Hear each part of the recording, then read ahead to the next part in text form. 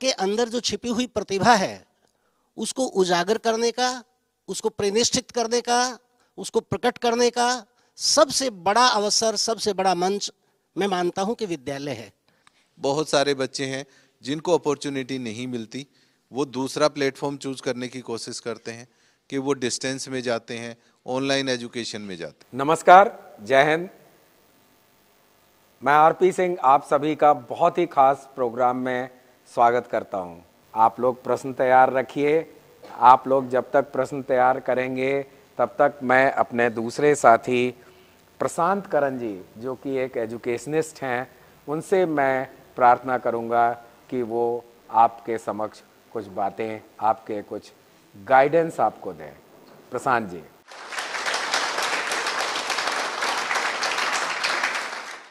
Thank you sir.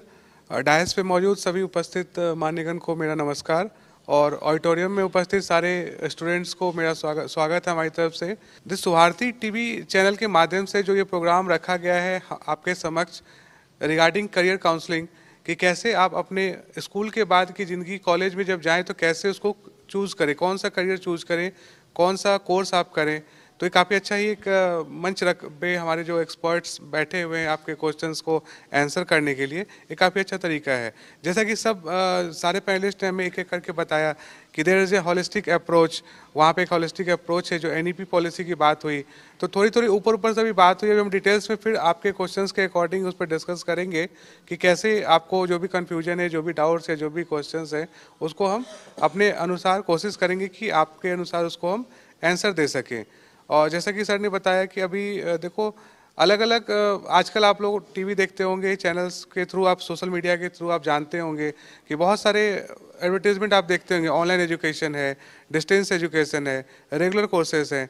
तो इन सब में क्या डिफरेंस है, इसकी वैल्यू क्या है, वो सारी बातें आपके दिमाग में आ रही होगी। 21st सेंचुरीज के आजकल स्किल्स हैं, आपने सुना होगा chat GPT, artificial intelligence, machine learning. So these are the subjects, these are the topics और कोर्सेज। तो लोगों का कहीं ना कहीं मानना है कि ये कोर्स करके हम आगे बढ़ सकते हैं। तो ऐसा नहीं है कि सिर्फ यही कोर्स करके आगे बढ़ सकते हैं। There are multiple choice options available for you. आप लोगों के पास मल्टीपल चॉइस है। अभी आप जिस स्कूल में पढ़ रहे हैं, यहाँ के टीचर्स की मदद आप ले सकते हैं अपने करियर को काउंसलिंग करने में। अभी अगर तत्काल अगर आपको कोई क्वेश्चन है तो वो भी आप हमारे जो भी स्टेज पे मौजूद एक्सपर्ट्स हैं, आप उनसे भी सलाह ले सकते हैं। धन्यवाद प्रशांत जी, आपने बहुत अच्छी बातें बताई। अब मैं अपने साथ श्री आर.एस. मानव साहब से बोलूँगा कि वो भी अपनी कुछ दो शब्द बोलें और अपनी गाइडेंस दें। आर.एस. मानव साहब। सुभारती टीवी चैनल के इस प्रोग्राम में उपस्थित सभी अति आदरणीय पैनलिस्ट्स, स्टूडेंट्स एंड टीचर्स, आपने सुना होगा कि स्वस्थ शरीर के अंदर स्वस्थ दिमाग का वास होता है और इसमें स्पोर्ट्स की एक महती भूमिका है। यदि पढ़ाई लिखाई के साथ साथ आपको स्पोर्ट्स को भी आप अपने एक दिनचर्या का एक पार्ट बनाएं तो उससे आप पढ़ाई लिखाई के जो गोल है उसके क्लाइमैक्स को आप प्राप्त कर सकती हैं स्पोर्ट्स के माध्यम से। क्योंकि जैसे आपको पता है स्पोर्ट्स हमें डिसिप्लिन सिखाता है, स्पोर्ट्स हमें एक टीम वर्क से कैसे काम होता है उसको सिखाता है, टाइमिंग्स प्रॉपर टाइम पर क्या करना ये हमें स्पोर्ट्स से सीखने को मिलता है, और विनम्रता ये स्पोर्ट्स से सीखने को मिलता है। आपने देखा होगा खेलते खेलते किसी टीम में यदि किसी खिलाड़ी को चोट लग जाए तो सारे खिलाड़ी उसकी तरफ दौड़ करके उसकी मदद करते हैं। तो इसलिए सबसे इम्पोर्टेंट है कि आप हेल्दी यदि हैं तो आप अपना ऑलराउंड डेवलपमेंट कर सकते हैं, और यदि आपकी हेल्थ ही ठीक नहीं है तो पढ़ाई भी इफेक्ट करेगी और जीवन में आगे बढ़ने के लिए आपको बाधाओं का सामना करना पड़ेगा।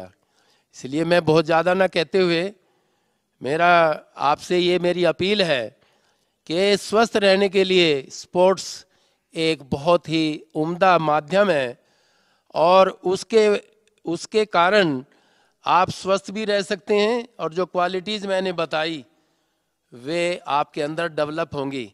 और यदि वे क्वालिटीज़ आपके अंदर डेवलप हुई और आप स्वस्थ हैं, कोई कारण नहीं, कोई वजह नहीं कि आप हायर एजुकेशन में बहुत ऊपर तक नहीं जाएंगे। इन शब्दों के साथ मैं अपनी वाणी को विराम देता हूं। बहुत बहुत धन्यवाद। बच्चों, मानव जी ने बहुत ही अच्छी बात बताई कि एक स्वस्थ शरीर में ही स्वस्थ दिमाग रहता है और जिस जगह हम बैठे हुए हैं वहाँ आपको शिक्षा, स्वास्थ्य, संस्कार के साथ आपको वो चीज़ें मिल रही हैं जिससे कि आप भारत का नाम, अपने परिवार का नाम, अपने माँ बाप का नाम रोशन कर सकें।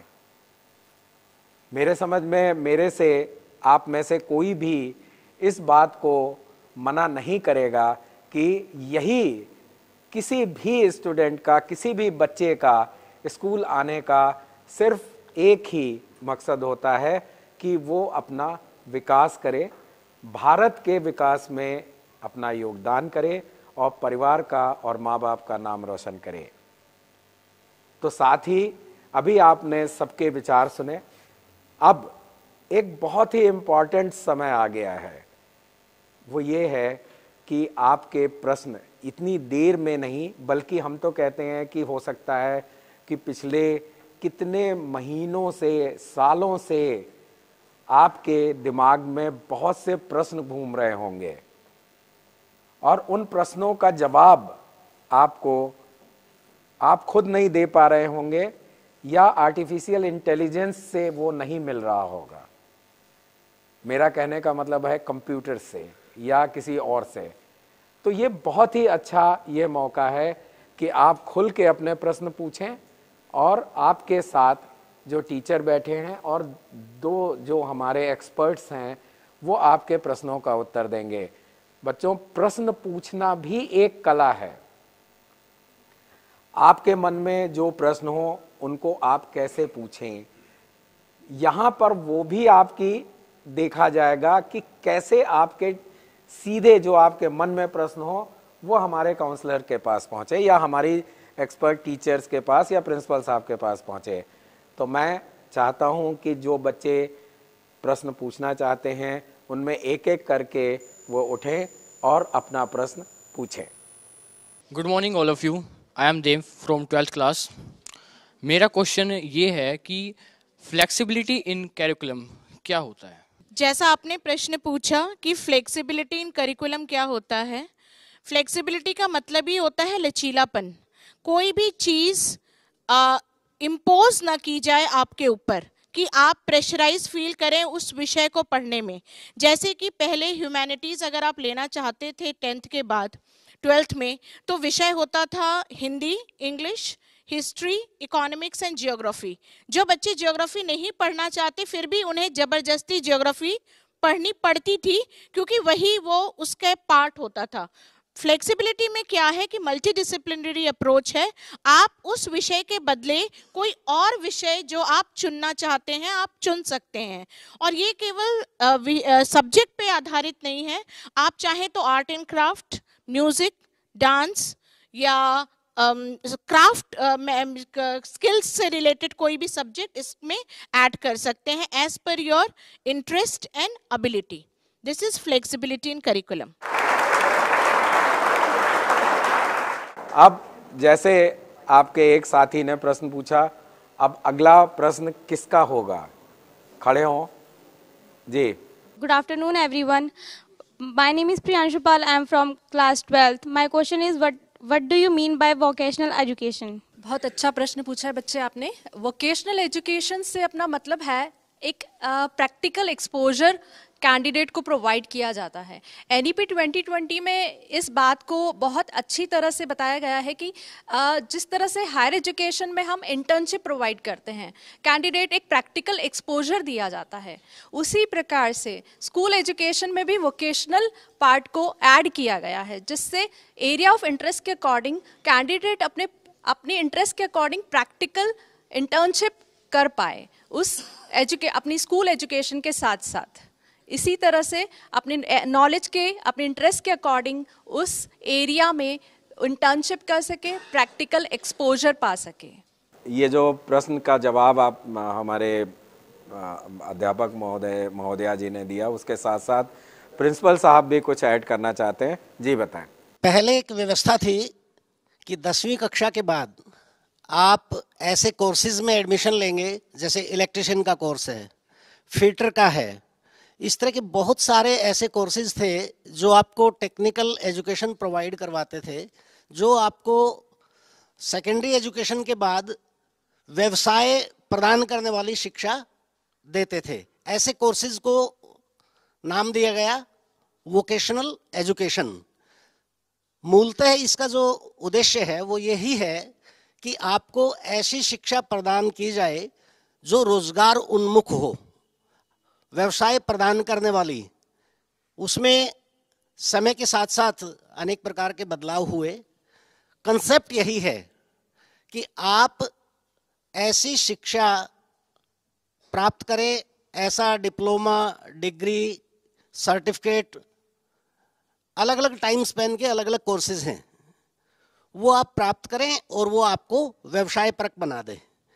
तो इसको वोकेशनल एजुकेशन का जो कॉन्सेप्ट है ये यहाँ से आया था। जी सर, बहुत बहुत धन्यवाद। अब बच्चों, आप में से अगला प्रश्न किसका होगा? My name is Jatin, I am from 12th class. मेरा क्वेश्चन ये है कि एबीसी से हमें क्या बेनिफिट होगा? हाँ, शायद आपने पूछा कि एबीसी से हमें क्या बेनिफिट होगा, राइट?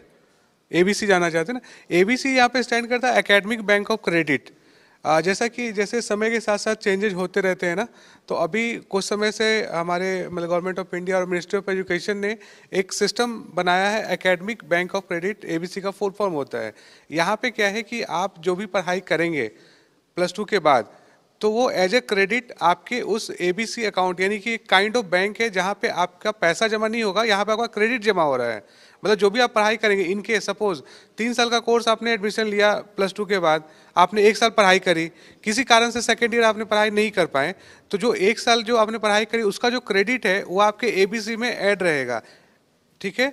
अगर आपको 6 महीने बाद या साल भर बाद के आपको लगता है कि नहीं मैं फिर से अपना पढ़ाई कंटिन्यू करूं, तो उस क्रेडिट को यूज करके आप अपना जो पढ़ाई है वो कंटिन्यू कर सकते हैं। आपको फिर से नया एडमिशन नहीं लेना पड़ेगा। तो सेकेंड ईयर कैरी फॉरवर्ड आप कर सकते हैं उस क्रेडिट को यूज करके। तो काइंड ऑफ एक बैंक है, एकेडमिक बैंक ऑफ क्रेडिट इसको बोलते हैं। आई गेस आपको उत्तर मिल गया होगा। आप जो भी बेसिकली पढ़ाई करेंगे ना, उसको क्रेडिट सिस्टम होता है, आपको पता होगा, ग्रेड सिस्टम होता है, क्रेडिट सिस्टम होता है। तो वो क्रेडिट आपके उस अकाउंट में जुड़ता रहेगा। वो एबीसी अकाउंट आपको बनाना पड़ता है as a student. As a student आप जब हायर एजुकेशन में जाएंगे तो जो भी बड़े बड़े जो इंस्टीट्यूट्स हैं, तो वहाँ पे ये मैंडेटरी है, वहाँ पे एबीसी अकाउंट आपको क्रिएट करना होता है एज ए स्टूडेंट। प्रिंसिपल साहब भी इसमें कुछ चीज़ें जोड़ना चाहते हैं। एबीसी जैसा सर ने बताया, एक बैंक अकाउंट बना दिया है एक तरह से। ये हायर एजुकेशन में जितने भी विद्यार्थी हैं, हमने भी अपने कॉलेज के बच्चों का अभी उसमें रजिस्ट्रेशन करवाया है। सरकार ने एक पोर्टल बना दिया, एक लिंक दे दिया। हर स्टूडेंट अपने फ़ोन नंबर, आधार कार्ड के साथ वहाँ अपना एक अकाउंट बनाएगा। वहाँ पर जैसा सर ने बताया है, इन फ्यूचर आपने 3 साल का कोई डिग्री कोर्स है, 2 साल किए, फिर किसी वजह से कोई व्यवधान आ गया, तो आपका वो रिकॉर्ड मेंटेन रहेगा। और जिनका लगातार कोर्सेज करते जा रहे हैं, उनका भी वहाँ पर सर्टिफिकेट मौजूद रहेगा। जैसे अभी एक वो है ना, जहाँ हम सारे डॉक्यूमेंट्स अपने रख सकते हैं, क्या बोलते हैं आप उसको? Digi locker. फैमिलियर है ना, डिजी लॉकर वर्ड से सभी को पता है ना, डिजी लॉकर है। ठीक इसी तरह से एकेडमिक रिकॉर्ड मेंटेन करने के लिए आपके सारे सर्टिफिकेट, डिप्लोमा, उसके क्रेडिट हायर एजुकेशन के, उस पर ये मैंडेटरी कर दिया गया है। वी आर इन प्रोसेस, हम प्रोसेस में हैं। अपने सभी स्टूडेंट्स का वहाँ पर रजिस्ट्रेशन करवाते हैं और आफ्टर 12th आप सबको वहाँ करना होगा जब आप हायर एजुकेशन में जाएंगे। तो बच्चों, आपने देखा कि प्रिंसिपल साहब ने एक बच्चे की जो क्वेश्चन था उसमें और भी बातें ज्ञान की बताई। अब इसी तरह से आगे अगर कोई भी स्टूडेंट अपना प्रश्न पूछना चाहता है तो वो खड़ा हो और पूछे। My name is Priyanshu Kaushik, I am student of class 12th arts. मेरा क्वेश्चन ये है कि 5+3+3+4 क्या है, इससे ये हमारे लिए कैसे बेनिफिशियल है। आप सबकी जानकारी के लिए बहुत ही अच्छा सवाल है। आप लोगों ने सभी ने अभी तक सुना होगा 10+2, राइट।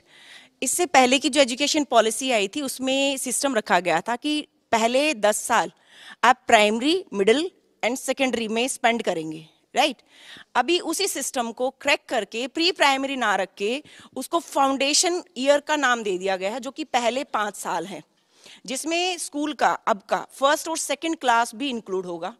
प्री प्राइमरी 3 साल रहेंगे, इसके बाद के जो 3 साल हैं वो आपकी मिडिल क्लास रहेगी, उसके बाद की सीनियर सेकेंडरी रहेंगे, right. This is 5+3+3+4। This is a new education system according to NEP 2020। Thank you. अब अगला प्रश्न किस बच्चे का होगा, वो खड़ा हो और पूछे। My name is Srishti. My question is कि हमारा 10 मिनट से ज़्यादा पढ़ाई में नहीं लगता, क्योंकि हमारे पास फ़ोन है तो हमें उससे डिस्ट्रैक्शन होता है, तो हम इसका सॉल्यूशन क्या होगा। बेटा आपने कहीं ना कहीं क्वेश्चन पूछा भी और उसका आंसर भी दिया। एक एक्सेप्टेंस था आपके क्वेश्चन में कि हम लोग फ़ोन के साथ लग जाते हैं और हम लोग उससे डिस्ट्रैक्ट होते हैं। जब आपने ये मान ही लिया है कि आप डिस्ट्रैक्ट होते हैं तो उसका सॉल्यूशन आप अच्छे से निकाल सकते हैं। सबसे पहली बात आती है कि जब हम लोग स्टडी किया करते थे तो हमें फ़ोन की ज़रूरत तब पड़ती थी जब हमें फ़ोन की जगह हम लोग डिक्शनरी को यूज़ किया करते थे कि कोई डिफ़िकल्ट वर्ड आ गया, उस वर्ड को जानने के लिए हम डिक्शनरी उठाते थे। तो हम कहीं ना कहीं स्टडी पैटर्न पे ही हुआ करते थे, वहाँ पे पर्टिकुलर उस वर्ड को देखा और उसके बाद में हम लोग अपनी स्टडी कंटिन्यू कर लें। लेकिन मोबाइल एक ऐसा जरिया है आप लोगों के पास कि जब आप क्लिक करने जाते हैं, आप देखना चाहते हैं गूगल से कोई एक वर्ड या कोई सिचुएशन या किसी की डेफिनेशन, और उसके बाद जब आप स्लाइड करना शुरू करते हो तो आपका इंटरेस्ट बिल्ट हो जाता है। ग्रेजुअली आप उन चीज़ों पे चले जाते हो और ये भूल जाते हो आपने देखना क्या शुरू किया था। सो आपको सेल्फ कमांडेड बनना पड़ेगा, अपने को कमांड करें। आप क्या देखना चाहते हैं, आप अपने टाइम को कैसे यूटिलाइज करना चाहते हैं, मोबाइल की यूटिलिटी आपके लिए कितनी ज़रूरी है। आपको निश्चित करना होगा कि फ़ोन अगर मैं ले रही हूँ तो क्या वास्तव में फ़ोन की ज़रूरत है, या मैं अपने जो टॉपिक को पढ़ रहा हूँ वो टॉपिक मैं एक बार और रिपीट करूँ, सेकंड रीडिंग में मेरे को क्लियर कर देगा। नहीं हो रहा है तो डिक्शनरी से जो मुझे वर्ड्स नहीं मिल रहे वो वर्ड्स में देख के अपने एफर्ट्स करके उस चीज़ को क्लियर कर सकता हूँ। तो आप उस चीज़ को अवॉइड जब कर पाएंगे जब आप मान लेंगे कि मुझे इसकी यूटिलिटी बस इतनी ही है और उतनी देर के लिए देखेंगे। अगर आपका मन किसी और चीज़ में है और आप उस चीज़ की अधिकता किसी भी चीज़ की खराब होती है, फ़ोन आपको लिमिटेड मिलता है, पेरेंट्स से रिक्वेस्ट करके मिलता है, तो आप उस टाइम सोचते हैं कि हम मैक्सिमम से मैक्सिमम फ़ोन का यूज़ कर लें। कहीं ना कहीं एक एक्सक्यूज़ आप लोगों का छुपा होता है कि मुझे पढ़ाई करनी है, मुझे ये देखना है फ़ोन पे, और वो फ़ोन आप लोगों को मिल जाता है और उस टाइम आप लोग उन पे बहुत ज़्यादा सोशल प्लेटफॉर्म्स को चेक करना शुरू कर देते हैं, एंगेज हो जाते हैं। तो सबसे पहले अपने आप को निर्धारित करें कि आप क्या करना चाहते हैं, क्या वास्तव में आपको मोबाइल की यूटिलिटी है या नहीं है। अगर नहीं है तो आप उसको अननेसेसरी ना लें। तो जितना आप अपने उससे रीच से बाहर रखेंगे उतना ही आप कूल रहेंगे। आपने फ़ोन पास में रखा हुआ है, मान लीजिए आपके पास रिसोर्सेज अवेलेबल है, तो आप क्विकली उसी चीज़ को ग्रैब करोगे जो आपके लिए बहुत ईजी है। किसी भी चीज़ को प्राप्त करने के लिए आपको एफर्ट्स करने पड़ते हैं, और जहाँ एफर्ट्स कम लगते हैं हम उन चीज़ों की तरफ ज़्यादा भागते हैं, है ना। अगर हमारे पास कोई भी काम करने के लिए 2, 3, 4 ऑप्शन दे दिए जाएं कि आपको अगर ज़मीन में गड्ढा खोदना है तो आपके पास ये वाला वेपन है, खुदाल है, कोई आपका शार्प वो है, रोड वगैरह है, या आपके पास एक वैसी लकड़ी है जिससे आप खुदाई नहीं कर सकते, बट अगर एफर्ट्स करोगे तो खोद सकते हो। तो अगर ये एफर्ट्स आपके पास जो इजी वाला है तो आप सबसे पहले इजी को ही उठाओगे। अगर आपके पास एफर्ट्स नहीं है, उस टाइप की चीज़ें नहीं है, तो आप उस चीज़ से भी काम करोगे जिसकी ज़रूरत आपको नहीं लग रही थी जब आपके पास 2-3 ऑप्शन। तो आपको इस चीज़ का ध्यान रखना है कि आपकी ज़रूरत कितनी है और आपको उस जरूरत के हिसाब से किस किस चीज को कितना प्रयोग में लाना है। ठीक है, अध्यापिका जी भी कुछ इसमें ऐड ऑन करना चाहती हैं। डिस्ट्रैक्शंस पहले भी थे और डिस्ट्रैक्शंस आज भी हैं। आफ्टर कोविड हमने आइडेंटिफाई किया है कि मीडिया एंड फोन ये हमारा ज़्यादा डिस्ट्रैक्शन बन रहा है, बट ऐसा नहीं है। सबसे पहली चीज़, अगर आपने डिसाइड कर लिया है आपने को करना क्या है, अपने गोल सेटिंग कर लिया है, आपने अगर अपने गोल सेटिंग के अकॉर्डिंग खुद को गाइड किया, सेल्फ ओरिएंटेड बने, गोल ओरिएंटेड बने, अपनी फ्यूचर को आपने ध्यान में रखा, तो डिस्ट्रैक्शंस अपने आप ही रिमूव हो जाते हैं। जैसा कि सर ने भी बताया, everybody love to go easy, तो इजी हमेशा कंफर्ट जोन क्रिएट करता है, एंड कंफर्ट जोन में आप कभी भी कामयाबी नहीं पा सकते। जिंदगी में अगर कामयाब होना है तो आपको कंफर्ट जोन को तोड़ना पड़ेगा, आपको उन मोड्स पे जाना पड़ेगा जहां पर आपको सीखने को ज्यादा मिलेगा। हाँ, आप मीडिया, गूगल, फोन, हर एक चीज को यूज करें, लेकिन यूज कितना करना है ये आपको पहले पता होना जरूरी है। सो सबसे पहले इंपॉर्टेंट है कि goal setting. Thank you very much. बहुत अच्छी बात बताई कि सबसे पहले हमें ये देखना है कि हमारा गोल सेट क्या है और उस हिसाब से हम अपनी सब चीज़ें उसको देखें कि हम कितना प्रयोग करें। सब अच्छे हैं और अच्छी चीज़ें, जैसे बहुत ज़्यादा अगर खा लिया जाए तो पेट खराब हो जाता है, उसी तरह से अगर फ़ोन का एक ऑप्टिमल यूज़ हो तो बहुत अच्छा है, नहीं तो बहुत ख़राब है। अब बहुत अच्छी बात है, मैं देख रहा हूँ कि अभी हमारे दूसरे स्टूडेंट अपने आप खड़े हो गए, इस बार मुझे अनाउंस नहीं करना पड़ा।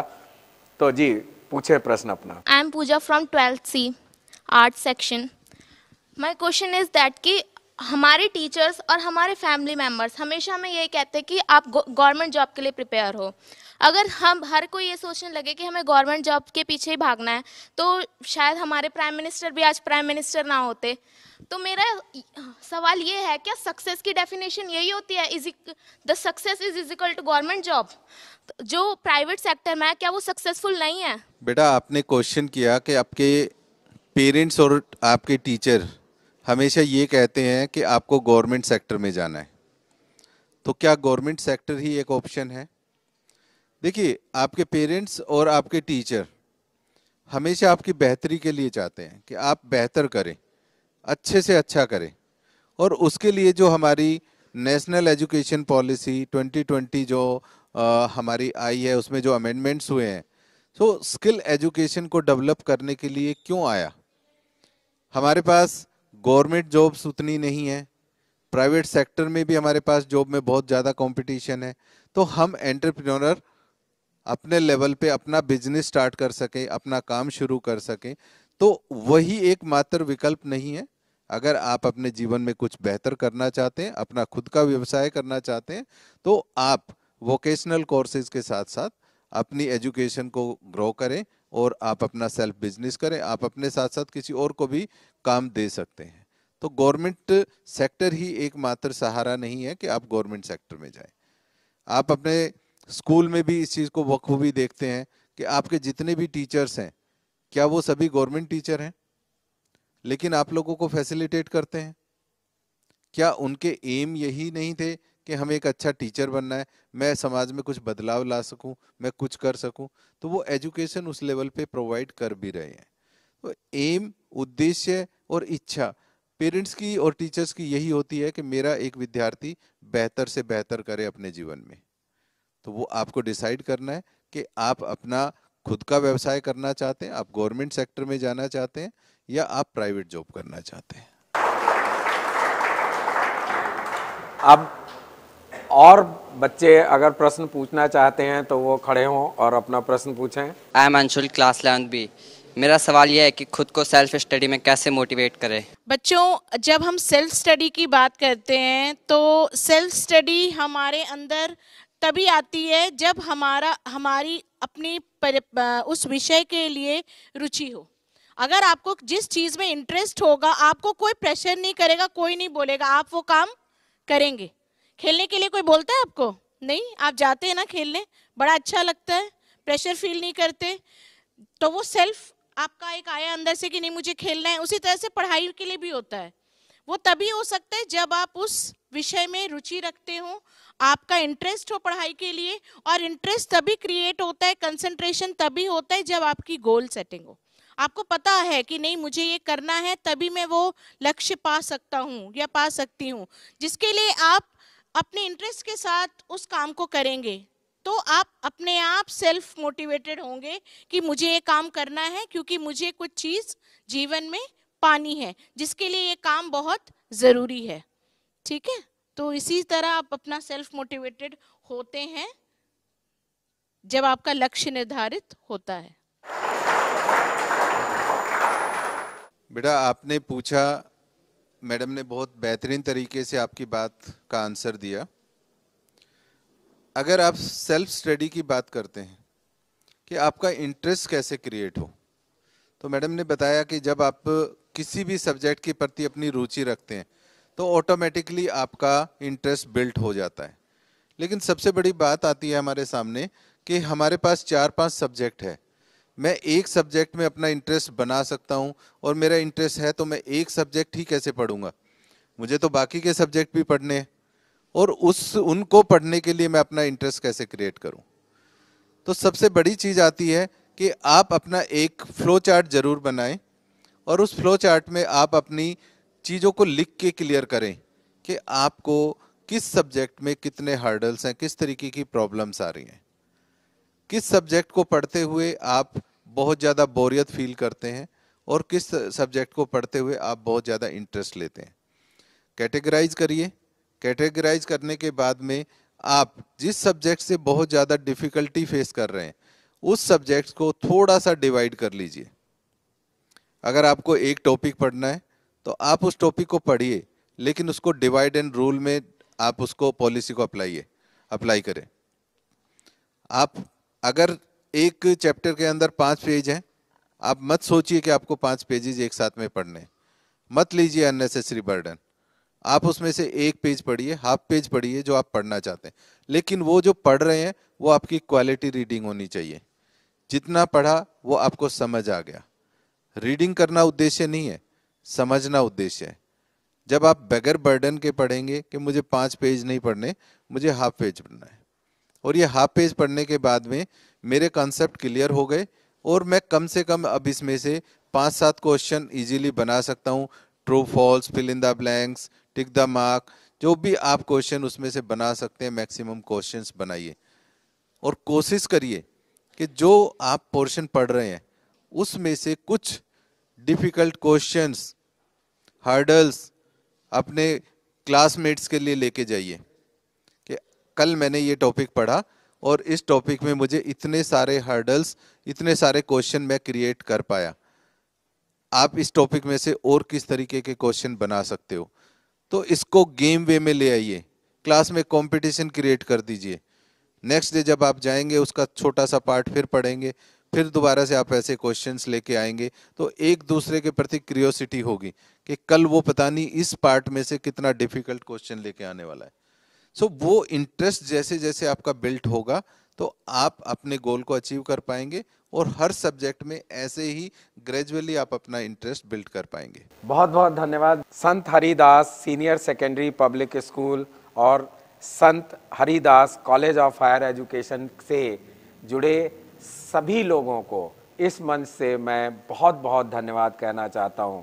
तो मैं इस प्रार्थना के साथ चेयरमैन साहब से भी, प्रिंसिपल साहब से भी, कि आप अच्छे से अच्छा काम आगे बढ़ाएं और हमारे इन बच्चों को बढ़िया से बढ़िया एजुकेशन देकर अपने देश का नाम रोशन करने के लिए हौसला बढ़ाएं, उनको शिक्षित करें, उनको संस्कारित करें। भारत माता की